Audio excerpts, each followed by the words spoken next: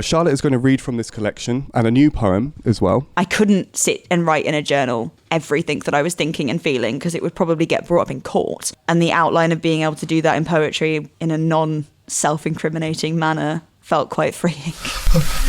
Not again. Again. Lost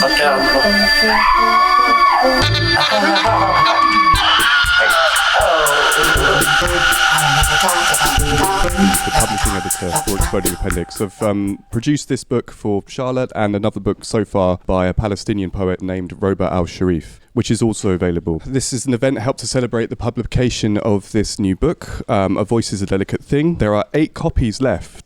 Out of a run of 60, we have 8 left. So if you want to buy one of these tonight, they are £8. Charlotte is going to read from this collection and a new poem as well. There's exclusive content this evening, and we'll have a short Q&A afterwards. I'll hand over to Charlotte in a few moments, but I have some introductory words I want to share first. So I understand that Charlotte wrote these poems and many others besides, whilst being incarcerated for 18 months while awaiting trial as one of the Filton 24 group of activists. An inordinately long sentence that defied humanistic standards because state prosecutors used legal language that attempted to label the activism, which was vandalism on weapons, as an act of terrorism. It's a label that causes experiences that remain overwhelmingly infuriating, words and experiences that plunge shuddering and toxic needles into the heart of anyone who has a shred of empathy. And beyond this language of enraged paralysis, I find it both admirable and necessary to help share the poetic language that was written by Charlotte in this small book, and also this small live reading with you all tonight. Jesus, that's really close. Okay. They make it look so easy when like singers and stuff do it, but it's really weird. I'm sorry if I'm very awkward. I'm not very good at being the centre of attention, though the past 18 months has made that quite difficult not to be. I actually just wanted to say one thing so yesterday, one of my co-defendants was rearrested for something that she'd shared on social media, which they tried to again say was a form of terrorism for encouraging people to take direct action. And that was it. That was just the wording. And I think for me, like the reason why poetry became so important when I was in prison is because all of this, you know, in all of this, words were so integral and for us and being used against us. So I think that's why, probably one of the reasons why this is so important. She got bail, so that's all good. She's back out, thank God. But yeah, I guess I will start my many post-it notes. Okay, so the first one's called I Have Not. I have not fled under a shower of gunshots, my family at my heels, terror in my throat, but I have held the hand of a boy stuffed into an airing cupboard to save him from the militia. I have not vomited into the sea as an inflatable boat fights against the waves and weight of too many lives, but I have watched a man mutter prayers in his sleep, sweat bleeding into the pillowcase. I have not counted on my fingers and come up short between the tally of meals and hungry mouths, but I know the tang of a sour sweet given by someone who spends his night scavenging for his next meal. I have not stuffed my ears with toilet paper to muffle the wild screams of a mother in mourning, but I have felt the livid boil of tear gas in my lungs, each inhale a putrid curse and a desperate necessity. Threads on tapestry, these sensations are interwoven. To touch one fibre is to glimpse a taste of the whole. They lend us each other's eyes, paint us in empathy, distinguishable but interdependent, our humanity. The second one's called Passing Notes. It was one of the first ones I wrote in prison, so it rhymes, as none of the others do. It's called Passing Notes. Paper planes fly from hand to hand, white leaves creased and folded. With endless care we chart their landing, success paints us emboldened.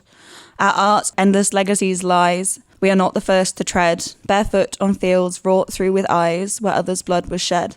Wary were the forays first upon the fraught-filled paths, strength drawn from kindly crafted words confirms in worth the task, for we were not the first to find how to speak through threaded lips, but in the steps of giants we learned to sail the stealthy ships. Where once we cowered fearfully from the watching warden's gaze, now nimble fingers and steadfast souls breach the boundaries of the caged. On weathered sheets the stories burn, the fire forever fed. Grieve not for us, the fortunate few, pity those whose hearts are dead. The third one is called Let Me Show You. Talk to me of love, and I will show you a crumpled girl crying silently at her father's feet, his boundless rage unfettered. Talk to me of hope, and I will show you the teenage boy who whispered he wished he'd died before reaching Europe's brutal shores. Talk to me of life and I'll show you the poison cloud, the tear gas canisters where a policeman stole a child's eye, bloodstains in a little car park. Talk to me of anger and I'll show you the orange that tastes sweeter against your sticky lips, for each time it's halved, one orange between 10 mouths. Talk to me of hate and I'll show you the dusk dancing circle, people numbered by Sharpies, handcuff bruises singing to wash away this darkness. Talk to me of evil and I'll show you that kindness cannot be beaten out of humanity, eternal, limitless, ineffably more beautiful for its scars. Really glad I numbered these. This next one's called Shireen, and just a little kind of preface to this is that I had been in prison for about 6 months and I'd been transferred to another prison just before Christmas. And about 2 weeks after I was transferred, one of the other prisoners down the corridor from me took her own life. And this was the context to that. So it's called Shireen. Death is unceremonious. Grief, a poor alarm clock on a Saturday morning. A Samaritan elegy. I didn't know her, but my eyes still sting. She calls upstairs whilst we linger below, blue bottle rumours overhead. Her hand reached for the cord, but you cannot say this was her choice, when her life was someone else's board game. Puppets have no freedom on their strings. Weep for puppies set for slaughter, wrap yourself in contradiction when your sisters are in cages. Don't let mortality upset your morning coffee as her coffin is interred. Is this dissonance too deep to question? Say her name, remember her with every breath. Shireen. The next one's called Brave. Burnished gold clutched to my chest, it pulls me down.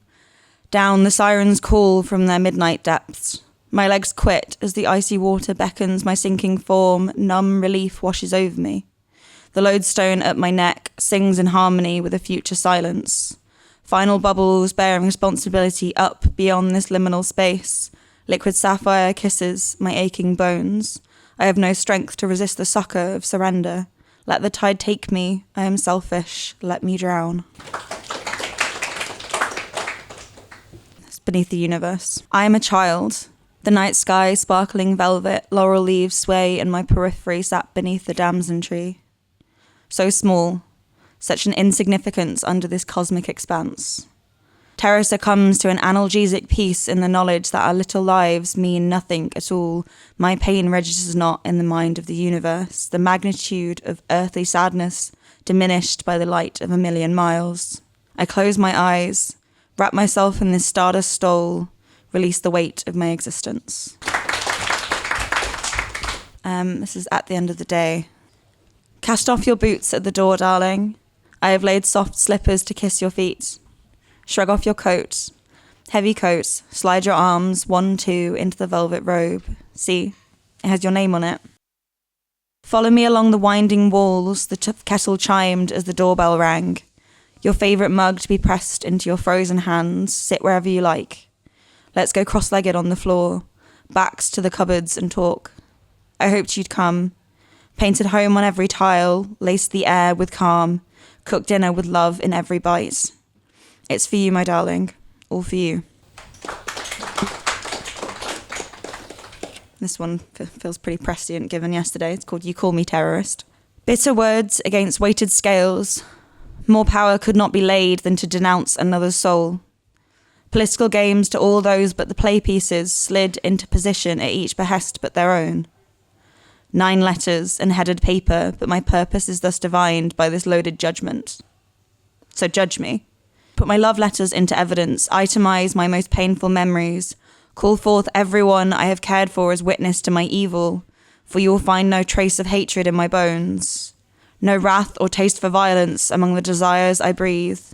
And you'll not be surprised, for I know you taste the duplicity of your creations, are aware of my true form. It is that which frightens you. Not some nebulous kin with terror, no, just my resolve to say that you are wrong. The new one I have not printed out yet, so forgive me for reading from my phone. So this was written after I came out of prison with everything that's going on. It's called Opening Credits to World War III, which I feel like most of us can probably relate to. Fingers pressed tight, interlocked, I pretend at sleep as he kisses my hair, reassures me that I am safe. Whilst an American rain liberates Iran, Oil black mushroom cloud, shower of gender equality as falling body parts. It's hard to be subjugated when you're dead. Look how we saved them from starvation with a sniper's shot instead. See how we gave her freedom with a bomb blast. Shreds of skin drape my heels, brain in power save mode as I run, because I'm escaping thoughts, not shellings. Self-preservation as palliative care, capacity a stand-in for assent. Can't let them charge us with our own sedation. Can't let inaction become consent, become calamitous depredation of our souls. Complicity isn't the exclusive of the elite.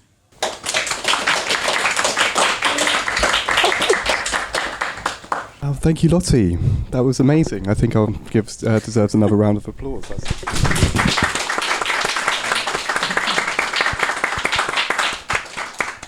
So I've composed 6 questions. We'll see how time runs, and might be able to, after these questions, have a little bit of time to open it out for the audience. Firstly, from the conversations, from our conversations, and I've learned from you that poetry for you was a form of writing that you turned to while you were in prison. I'd like to hear more about this, as it's fascinating that poetry was for you a good way of expressing yourself while incarcerated. Can you tell us more about your process, about coming to write poetry, how you first started to write poems, and what your feelings around language were while your freedom was taken away? I think for me, I started writing poems, like I've always written, like whether it's fiction stuff for myself. I worked as like a writer for a little bit for a magazine, but I think the reason why I ended up kind of starting properly to write poetry when I was in prison was because I think with the way in my mind that it works was that prose was something that you, like it's painting the full picture. And it's kind of, you know, it's all the colour, it's all the outlines, it's everything in detail. And I think I was feeling so much and everything was so intense that there didn't feel words to capture it in that way. And in my head, poetry was a form of kind of, you know, the loose outlines, the kind of the leaving the space for interpretation. And it didn't have to get down everything. It didn't have to explain everything. You could kind of outline the feelings and the thoughts, and that in itself was kind of a form of release. And then I think in terms of language whilst incarcerated is an interesting subject because it's so heavily policed.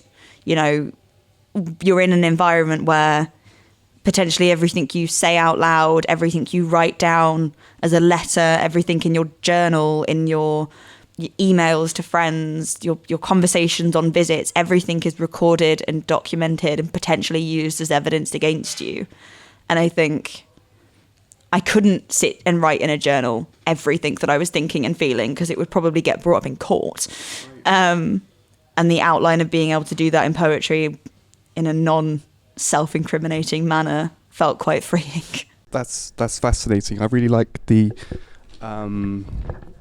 connection that you're drawing between like language that you need to use because it's too emotionally fractured to be able to put into prose, but also at the same time it's the kind of language that in a very helpful kind of way, in a practical way, does escape the kind of gaze of the surveillance of the government or of prosecution. My next question is, were you thinking about an audience when you were writing these poems, or did this come later? I know you've dedicated the collection to Palestinians as well as to anyone who wants to fight for what is right. This kind of goes with the last question, but what are your thoughts on how poetry can help speak to people? What is the impact that you're trying to make by getting your poetry out in the open? I guess maybe there's a certain kind of solidarity to be gained among sympathisers by these poetic acts. It's the kind of audience that you want to reach, part of why you decided to publish poetry. I think, like, to start with and why I wanted to kind of get it out there was quite a kind of pessimistic element of, I remember I was talking to my girlfriend at the time and saying that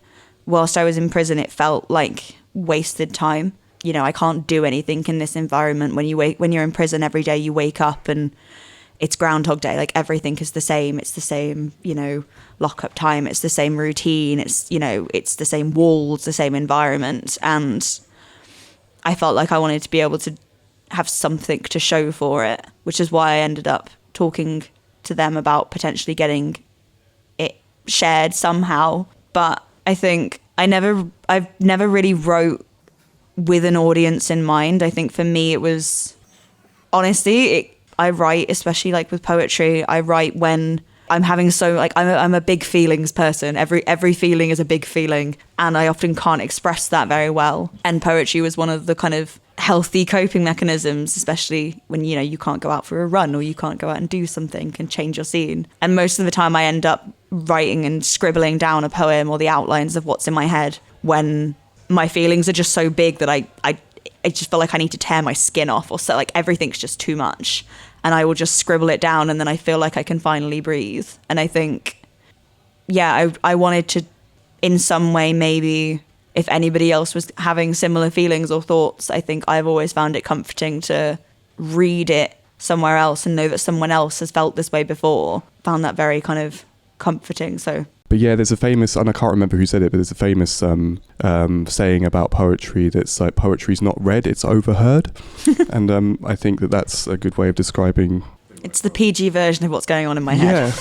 Yeah. It's a way of presenting it. Yeah, it's a way of presenting really difficult emotions, and I think that's amazing. Next question is, in the poem Shireen, as elsewhere in your work, it seems as though you're expressing a kind of bafflement in the face of government officials who are distant, professional, and just doing their job, in quote marks, I put that. So, as you say, I didn't know her, still my eyes stung.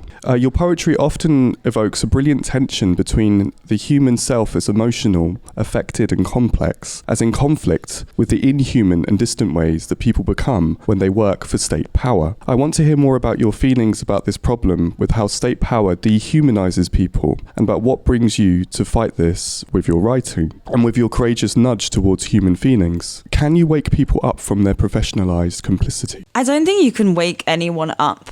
I think if someone is going to, you know, especially in this age, we all have access to the same information. And I don't mean that in a, you know, everyone should be doing the same thing. But I think if someone's not ready to kind of see things in a certain way or kind of have that wool pulled from their eyes, it's not possible. But I did find, like, in prison, like, a lot of me and my co-defendants approached being in prison very differently. And for me, it's difficult because it's finding that line between, you know, you are being actively oppressed by these people, and yet at the same time you're seeing these people, these officers, every day. And on the one hand, they're in charge of your whole life and actively make people's lives worse, and they're part of this, you know, barbaric system. But for me, at the same time, as someone who really staunchly believes in abolition, I don't think that we can... I think it's easier to move towards those goals if the people on the inside, at least some of them, have some understanding as well. I think it's a lot harder for us. It's easier for us to rail from the outside and go, yes, all prisons should get shut down. But that work becomes slightly more tangible if there's people on the inside as well who also maybe have some understanding. And it's so complicated because you can be having a really frank and honest conversation with someone, and then the next minute they're brutalizing another prisoner, and it's how do you find that, where do you find that line of engagement? And for a lot of, you know, my co-defendants or other prisoners, the line is to not engage, and I don't think there's a right or a wrong way to do it. And for me, it was about having these conversations with them where possible. If someone showed an inkling of humanity, a couple of them amongst the many hundreds did, and a lot of them, you know, would share why they got into it, especially in the public prison service. You know, the amount of people who were like, oh, I want to work as an ambulance driver, or I wanted to be a teacher, but I couldn't, so I got this job, or I wanted to help people, but now I see that actually the whole thing's really messed up, and now I feel really trapped. And for me, it's all about dialogue, and I don't think, like, I'm in a very privileged position anyway, and I was in prison as someone who's, you know, I was like privately educated and middle class and white and able-bodied and all of these things, and I was able to have a conversation to some degree with these officers who sadly looked at me with some more humanity than other prisoners. Yeah. And you end up in this really complicated situation where I often felt very guilty, but also felt that it was important to at least try and talk to them a bit. But it's so complicated. Yeah, super complicated, and it's a wonderful insight that you're bringing to us about that experience, about like how do you judge. And I mean, you have another poem in here which is called Dear Judge, where it's a kind of, you know, an imaginary letter to the judge who is trying your case. I would like to note that I wrote that before I met him. Oh right, okay, yeah. So you're. It's a very empathetic poem, written about the concept of a judge who I was imagining in my head. I would probably write a different poem now. Oh, I was wondering about that. Yeah, because when you told me about the judge, you talked about the judge for the trial as someone who has really, I don't know, it's like they chose the worst judge they possibly could. Oh, right? He goes above and beyond. I don't know if anyone's heard of the whole thing with that trial was they refused to basically like give us food at one point for most of the trial. It got dubbed Banana Gate because there was a whole weird scenario where the judge was contemplating giving one of my co-defendants bail for 20 minutes to eat a banana. And then they said it wasn't possible because Serco were brilliant. But yeah, I would have written a different poem. Yeah, because the poem is really empathetic. It's and I wondered about that. I was like, oh, then that makes sense. You didn't know who this judge was when you wrote this very empathetic poem. Like you're trying to reach out to an official statesman, basically. And I just think that's a fascinating aspect of your work, that you and like you say, it's how you felt while you were in prison. It's that you feel like you want to connect to these people and in some kind of hope of. I don't even think it was wanting to connect with them. If anything, I would have enjoyed just staring at them silently for a year and a half, making them very uncomfortable. But I think it felt like a way of doing abolition work whilst in prison. So another aspect of your work I really like is as in poems like Beneath the Universe, which you read tonight, because of the overwhelming pain that you're imagining transporting or transforming yourself into other states, such as becoming a child, becoming a memory of being out in nature, even becoming dispersed in the cosmos to gain something like you say, analgesic peace. It is clear that forms of escape, any form you can think of, are very dear to you at the time of writing these poems, and for obvious reasons. But I want to press more about this, if I may, and ask more about your own experiences that lead to wanting such radical forms of escape. I can imagine that at points of extreme distress that you felt, that you had to reach towards a vision of pure escape. And is that what you're trying to communicate? Yeah, I think, like I said earlier, I'm a big feelings person, almost pretty much clinically so at this point. And I think, a lot of the time I've gone through like a lot of different stuff in my life that has been very difficult. And I've definitely not had what would be deemed like healthy coping mechanisms for it. And escapism is definitely one of those things that I think if I couldn't handle it or deal with it or kind of cope in the moment, it's like just remove myself from the moment. And it's something that like I read voraciously. I will read pretty much anything I can get my hands on. And like I especially love fiction for that. And it was something that actually in prison a lot of the officers would comment on. They'd be like, oh, well, you're always reading a book. I'm like, yeah, it's because it's the only way that I can not be here in this place. Like you're in a different story, you're in a different time, you're in a different person's world. And I think that for me was one form of escapism. The other is writing. And I often struggle. I'm very bad at like when I'm feeling kind of really intense emotions, especially, I've been through various crises in my life and like I've never been able to kind of express it like verbally. I often can't like really struggle to speak at all in those moments, and writing stuff down was a way of kind of releasing that. It's kind of like the pressure valve a little bit, just letting off enough steam to be able to kind of make it through the night, so to speak. I think many people here also relate to this need to escape and, not knowing which way to turn. And then, writing and imagining different worlds, different experiences is something that I think we all can relate to that. And so to have that kind of connection, I think is really important. The next question is about shared responsibility and the connections that we might make over empathy or not. So goes on from what I was just saying. In Brave, you speak about the lodestone on your neck singing in harmony with a future silence. And in I Have Not, you express through a series of haves and have-nots, painful experiences, and even though the experiences are not identical, actually unite under a shared tapestry, what you call a tapestry, which I think is very interesting in itself, like a historical object that we all weave together. It seems like writing for you becomes a kind of risk or a gamble even towards communicating responsibility that in the future could fail if people remain silent about political issues or try to forget difficult memories. I'm struck by your image of a present being trapped by a future silence. Can speaking now about the past, about the present, in creative and empathetic ways, as on a tapestry that we all share, help create a future where people speak up more often about pain? It's a bit of a long one. Yeah, there's lots of different elements here. Yeah. I think there's also this kind of two kind of approaches to, there's two different elements of kind of silence that you kind of mentioned. So like in Brave, like total transparency, that was me talking about being very, very suicidal when I was in prison. And also I think that is very complicated, and you know, anyone that's had those thoughts or known someone with those thoughts knows how that in itself it's very complex, because you're feeling the almost like it feels selfish. That's what I say at the end of the poems. Like it feels selfish because you just want what you're experiencing to kind of cease and to end. But I think, you know, none of us are individual people completely isolated from those around them. And I've always known, because I've struggled with my mental health for so long, like you struggling or, you know, even, you know, not existing anymore impacts so many people. And that silence then becomes something that it's very heavy, it's very weighted. It's not just something that you can kind of just opt out of life and it not affect anyone.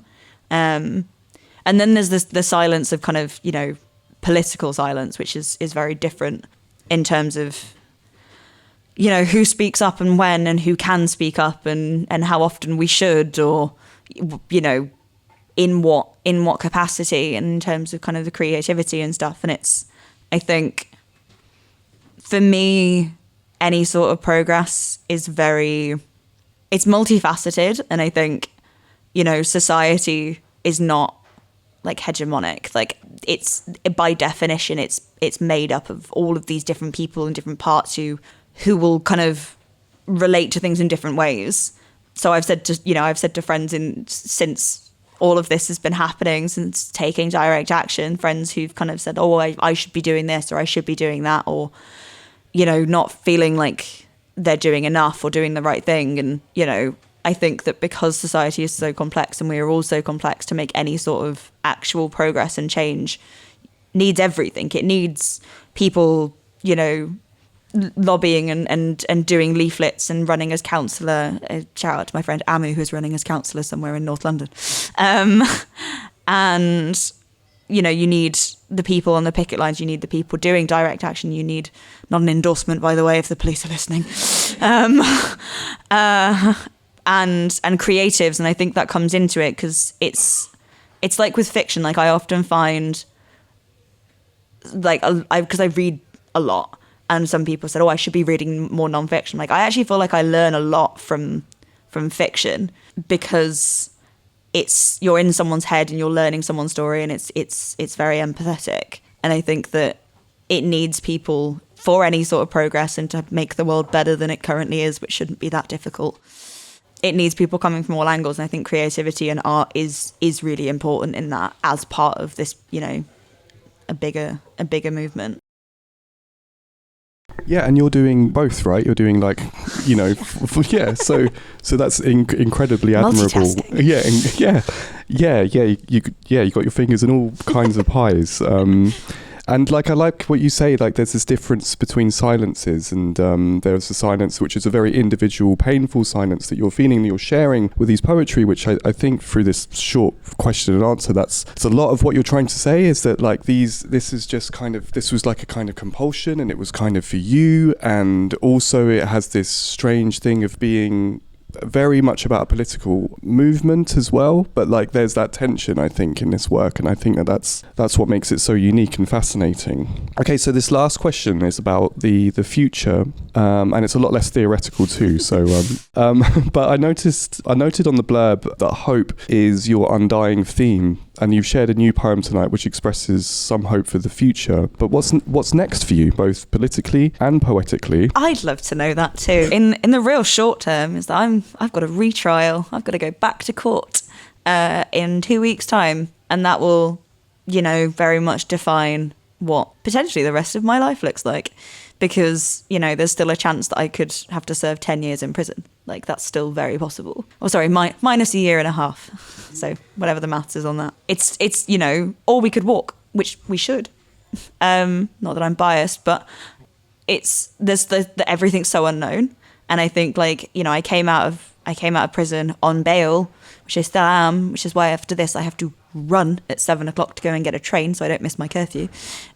Yeah, I came out of prison and I was like, right, I need to sign up to a GP. I need to get on benefits. I need to, I signed up to start doing an Arabic course that was only like 2 months because I didn't know what was going to happen after that. And everything's sort of, you're living in this limbo space where it's like, cool, I need to live and get things done and also try and plan for a future, but also having zero clue of what's going to happen. I mean, best case scenario, what I would love to happen is that we all get acquitted. Everyone goes away and gets to do whatever they want. And for me, I really want to go and study Arabic and French. Like, I'm already semi-fluent in French, but not to a formal degree. I could probably cuss out the police, but can't write a formal letter, which is not that useful for a job prospect.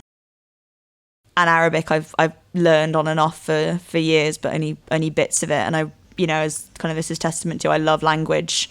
Both of the languages individually and translation, I think, is fascinating, and I'd really like to do interpretation work because I was in Calais for several years doing kind of field work there, and when I was in prison I was kind of thinking, well, what do I want to do with my life now? I was working as a domestic abuse caseworker when I was arrested, but I think those avenues might now be closed to me despite what the charges may or may not be. But I would really like to go back to kind of doing field work with interpretation, because not to digress too much, but I really hate the charity world. I did a bit of that, and the whole NGO sphere is just lots of conglomerates at this point, and it's very kind of dehumanizing. And I wanted to be doing field work, but in a way that wasn't kind of propping that up. And I think interpretation is kind of the cleanest form of doing that, because the only thing you're doing is kind of uplifting someone else's voice in a way, literally getting their words into a way that can be heard by the people who can potentially service those needs. So hopefully, fingers crossed, if I am free, that's what I'll be doing.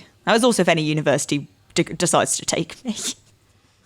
I can say for one, and I think that I speak for a lot of people, that you have a lot of people behind you, and a lot of people supporting you, and I wholly support you and hope that you fulfill these plans and great ideas that you have. You speak about Arabic, and that just put into my head that this book is being translated by a young Palestinian student in Gaza at the moment. A young woman called Noor Al-Harbi, who I'm in touch with in Gaza, has agreed to translate this work into Arabic, and actually has been working on that for the last month or so. And who says also that this is a beautiful work, and somehow we're going to try and get it published in Palestine as well. So it was going to take Noor a long time to translate it, but she has the rights for the translating, so we're happy to leave that with Noor. But yeah, I just wanted to say just once again just how much I and we are in support of you. It's been so amazing to hear all your thoughts. Yeah, I just want to give a round of applause, really.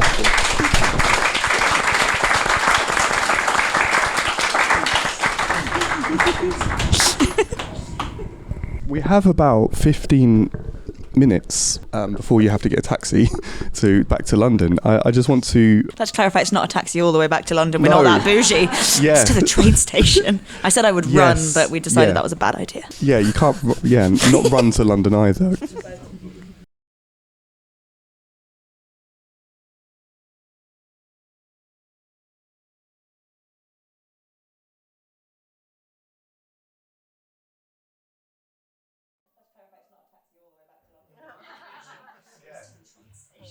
I said I would run, but we decided that was bad.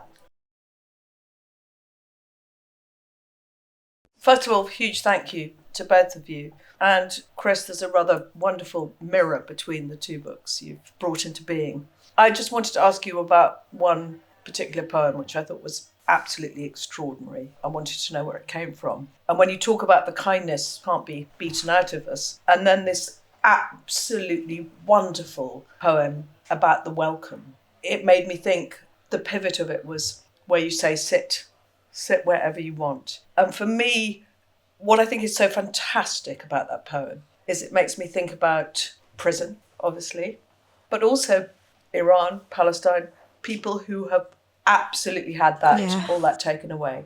You can't sit where you want to because you have to be in a refugee camp hiding from the bombs, blah, blah, blah. And the other thing I really love about it is it's kind of timeless. It's like a sort of beautiful timeless payoff. I'm very, very blessed. I've got an incredible support network around me. My friends are very much my family. And during all of this, I was really fortunate. Some of my friends, there was a protest camp outside Hackney Town Hall, which was about two months before I was arrested. And I was there for a month and a half, and then I got nicked. And my friends who I'd met at this camp, who I'd known for about 2 months, one of whom is here today, were there with me throughout this whole thing. And I think I've been so lucky that all of my friends have done so much and contributed so much and just made home wherever we were. And I think for me, the poem was imagining what I could do back for them, even though I couldn't do it from prison. It wasn't that I wasn't able to cook them a meal or make them a cup of tea or get something nice for them, make them comfortable. And it was all of the kind of ideas of what I wanted to be able to do when I was out and kind of reciprocate the... So it was a kind of thank you to them. Yeah. For the tenderness and the beauty and the succour is really palpable. Thank you. Sadly, my friend, one of the main friend I wrote it for doesn't read poetry, but I will make him read it at one point. You must. I've made him a lot of tea, so it should be fine. They say, they just don't read poetry, at all. I think I'll just read it to him. We'll be walking around and just be following around with a little book, being like, so this one's here we go. Just running away. I don't listen to poetry. Were you able to write at all during the process of the trial? Because I imagine it's like a very weird experience when you're waiting for ages and ages and ages for this thing you know is going to happen, and then obviously the trial was from what I've read about the sort of the transport and the food and everything, pretty horrific. So were you able to write during that? Yeah, it actually was, because I think one of the main problems is that there was just a lot of waiting around. The amount of time, I kind of calculated it one day, and the amount of time that we actually spent in the courtroom per day was less than the time we spent travelling to and from and waiting around. And we were able to take notebooks. We weren't allowed pens. We're only allowed pens in the dock. You weren't allowed pens downstairs. You could have a tiny pencil, but you couldn't have two. If you had two pencils, one got confiscated, and what they thought we were going to do with them.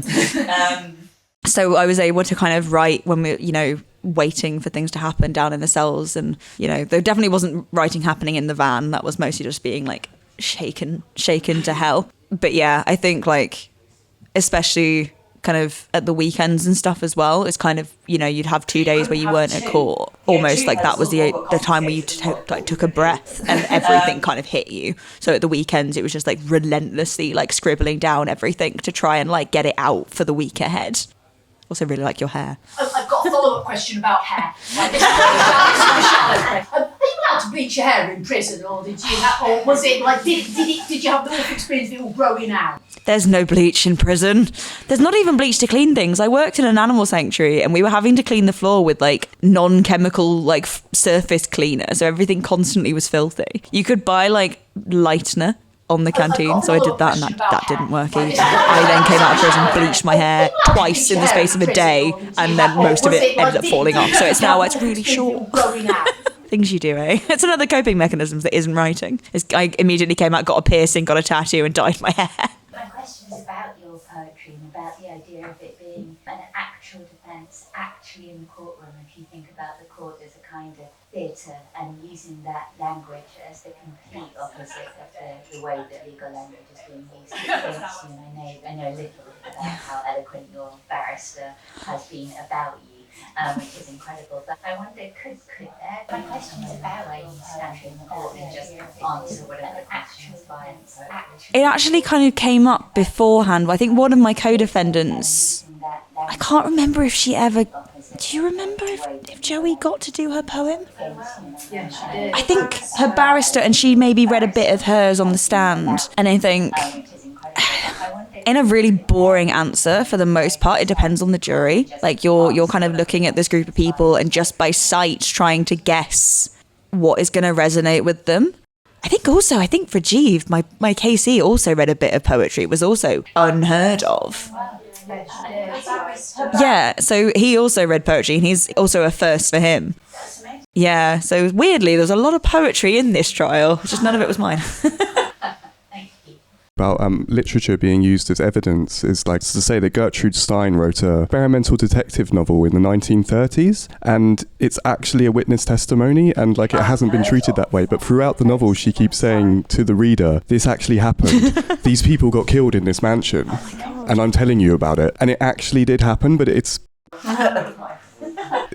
wasn't taken seriously, and her writing in general is not taken seriously by many people, and like there's this interesting divide between what gets taken seriously as evidence and what doesn't, and that can also be used in a positive way. But also for Gertrude Stein, like she is really trying to get people to listen to the fact that people were murdered in the countryside where she was living. And, you know, I find it fascinating the difference between, you know, when someone switches off from it, from things being valid or not, depending on how it's said or how it's written. It's also not knowing, like, I remember when, like, not knowing what they're going to take seriously and what they're going to kind of take into account. Because I remember, like, when we were first in prison in the first couple of months, I was kind of writing things and they were god awful, but it was also just trying to, like, occasionally we weren't allowed to, like, see our co-defendants a lot of the time, and occasionally you'd kind of manage to bump into them.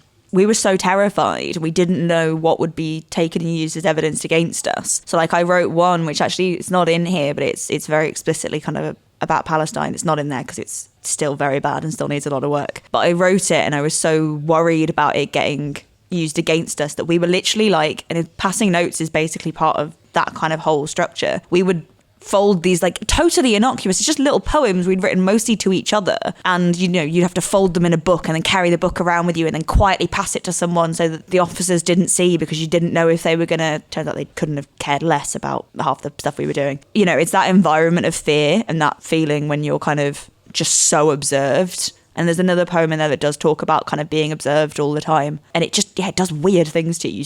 You start behaving in very different ways. Yeah, I feel that there's like a huge archive of things that are available, and it's just going to be a history of like a massive history of like crime that doesn't get attended to, and people's emotions, how they deal with that. What was it like? Were you able to share the poetry with anyone that you were inside with, or were you sharing it with, like, your loved ones that were on the outside? How, like, as you were writing, were you able to share it with anybody? I think for the longest time it was just ways of kind of, like, clearing my head. And occasionally I would kind of, so when I got moved to Foston Hall, and there was no other co-defendants there, and there was no one else I knew for the most part, and I was able to write to some of my co-defendants in other prisons, so we would kind of share poems back and forth, which was quite sweet. But for the most part, a lot of them stayed very internal, and then I was talking to my ex about them, and they were like, oh, well, like, can I hear some? I'd love to hear a bit about it. And that was also really strange, because you're kind of writing stuff down. You're like, I don't know what's going to make it through the prison censors of, like, whether they're going to take stuff out, whether it's not going to be okay. So, like, I actually wrote down the stuff that I wanted, because this whole thing was created whilst I didn't know I was going to come out. Like, it was very much like this was never imagined. I kind of thought that I would still be in prison when this was released. And so I wrote down all of the ones that I wanted to be included, numbered them, and then wrote in a separate letter, I've included this many poems, let me know if any of them don't get to you. And yeah, because you just never know what's going to get out or not. Largely through negligence other than anything else. I think my favourite instance was my mum letting me know that she'd received an empty envelope. They'd posted the envelope and then just nothing in it. And they're like, oh, well, no, you clearly didn't put anything in it. It's like, yeah, okay, sure.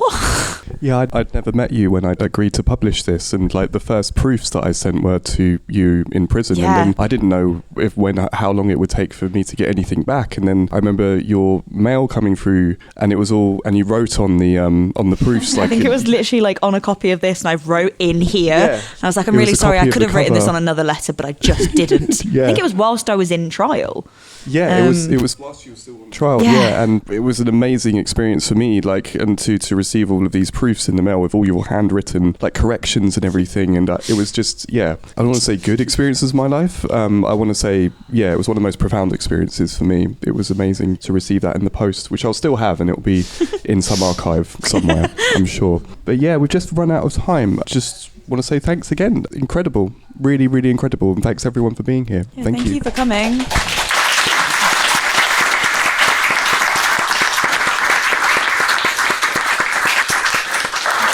We're all really rooting for you. Thank you.